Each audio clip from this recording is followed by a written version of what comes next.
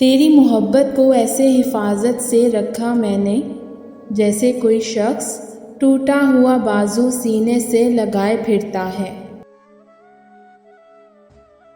جب ہم خاموشی میں پناہ لیتے ہیں، اس کا مطلب ہوتا ہے ہم اپنے بعض جذبات کی تدفین میں مصروف ہیں۔ دنیا کا سب سے وزنی کاغذ طلاق کا ہے، جس کا وزن صرف عورت ہی نہیں بلکہ اس کا پورا خاندان اٹھاتا ہے۔ سانس لینے کو زندگی نہیں کہتے، جینے کو زندگی کہتے ہیں۔ میرے نزدیک وہ لوگ مردہ ہیں جو سانس لینے کو زندگی کہتے ہیں۔ اگر ہمارا اخلاق صرف من چاہے چند لوگوں کے لیے اچھا ہے تو ہم صرف موقع پرست ہیں، خوش اخلاق نہیں۔ میں نے صرف قبرستانوں اور ہسپتالوں کی دہلیز پر سچی محبت کی شکلیں دیکھی ہیں۔ ہم ایسے لوگ ہیں جنہیں ہم آخر تک یاد نہیں کرتے، جن کے شوہر بیرون ملک ہوتے ہیں، ان کی بیویوں کی جوانیاں ان کے انتظار میں ہی موم ہو کر پگھل جاتی ہیں۔